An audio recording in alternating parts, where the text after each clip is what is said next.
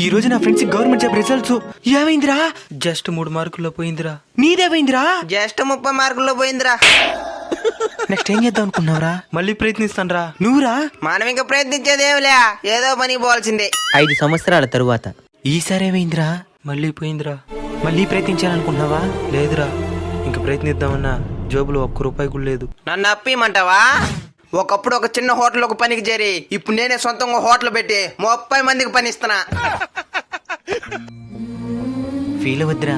నువ్వు ఇంతలా గవర్నమెంట్ జాబ్ని ఎందుకు ఇష్టపడుతున్నావో తెలుసుకోవచ్చా? గవర్నమెంట్ జాబ్ ఉంటేనే కదరా సొసైటీలో విలువ. అది ఒకప్పుడు రా. ఇప్పుడు ఎవరి దగ్గర ఎక్కువ డబ్బులుంటే వాడికి విలువ. నిన్ను మళ్ళీ ప్రయత్నించొద్దని నేను చెప్పను, ఎందుకంటే నీ శక్తి సామర్థ్యాల గురించి పూర్తిగా తెలిసిన మనిషివి నువ్వు మాత్రమే. ఒకవేళ నీకు మళ్ళీ ప్రయత్నించి సాధించగలను అనిపిస్తే ప్రయత్నించు, లేదంటే మరొక మార్గాన్ని ఎంచుకో. ఎందుకంటే ఇక్కడ గవర్నమెంట్ జాబ్ మాత్రమే జీవితం కాదు, ఇక్కడ డబ్బే ప్రధానం.